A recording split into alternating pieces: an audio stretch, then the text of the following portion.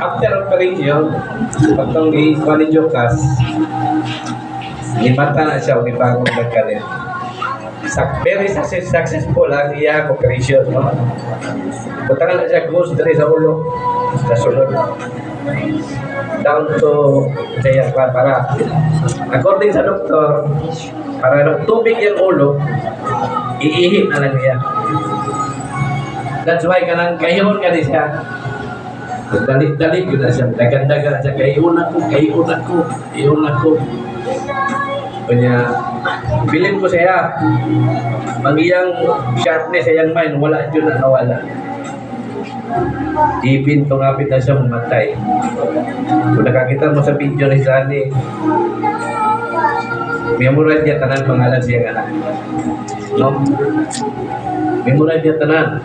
Preto, Jacqueline, John Boseros, John Castle, John Bosar, Jonah at Rina. So, ulay na po siya.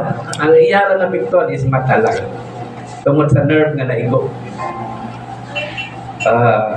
Moto, as per sa doktor, anang doktor sa kuha nga, kanayang sakit, bubalik yun na siya anytime. Pag-atakiyo na siya, sigurado dyan po. So muna, atong July 18, itong Friday,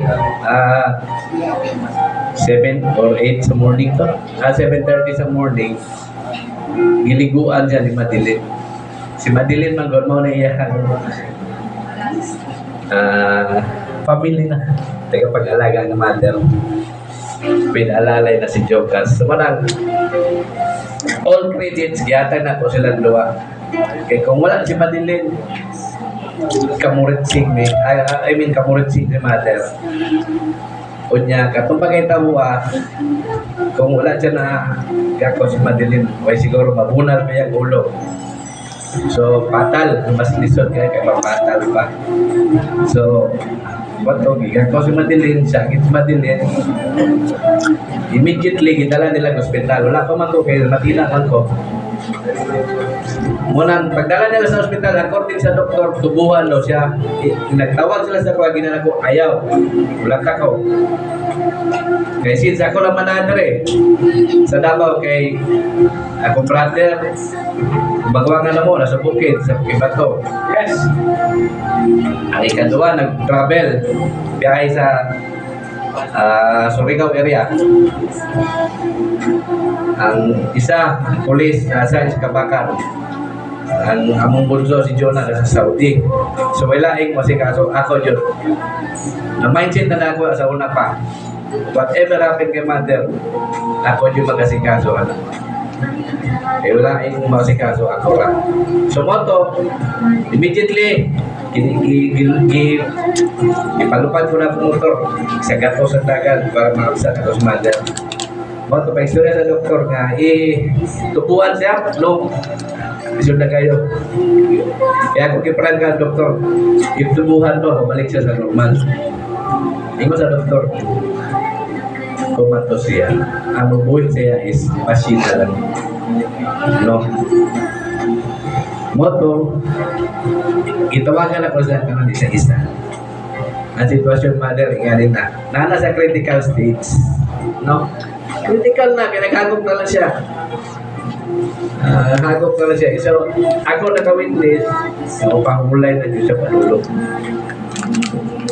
Ako siyang gipulungan. Mother, kaya pa ni mo, sukol. Kung di na mo kaya, iba po. Dapat na mo, ayaw na kapalag. Okay na mo.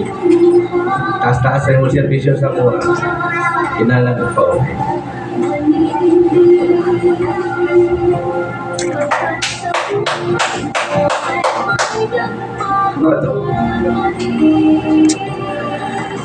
Naka-decide ko iulit kay mother. Kay since wala lagi minisugod nga tubuhan kay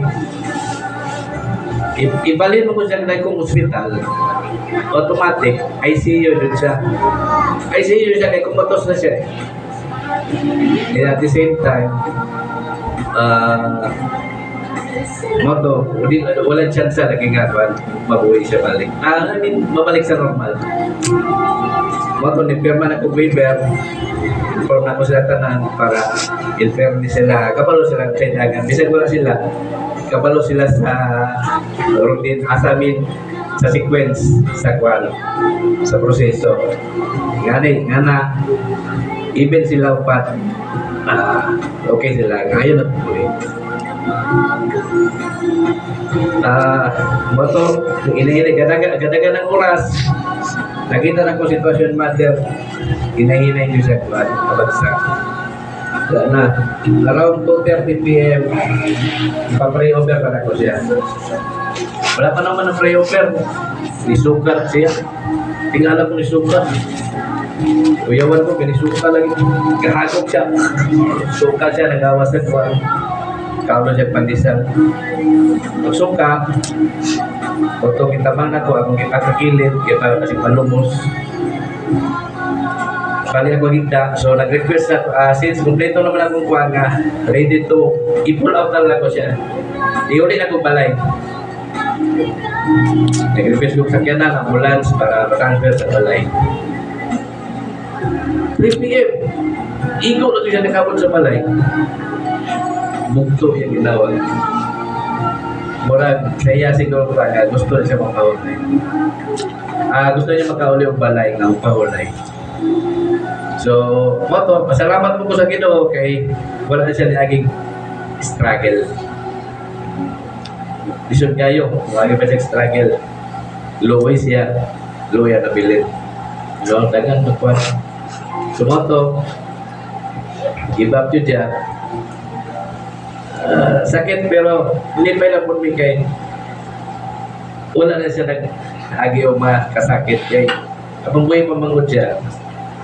Paglisod na siya klakaw paglisod na siya kuhan, pagligid na siya reklamo na sakit yan tuhod, sakit yan kuhan, no? Ikan paglakaw ni Mircha, wala na inong maintenance 2 years kapit. Inga na siya ang iyang survival sa iyang tinamuli. So, kung mga time siguro nga, panahon na yun yung paulay, ikuha na yun siya. Wala na siya agi pa mag-usang kasakit na yun siya. No? So, muna, kami, ako, ang akong may suot, even akong mga pamilya, nagkapasalamat kay Mother. Mother, I love you.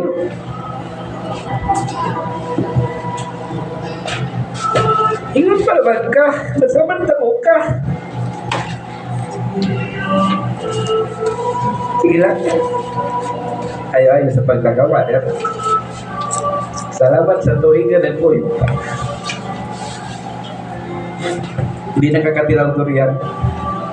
Laborito rin. So, ito lang. Mother, goodbye.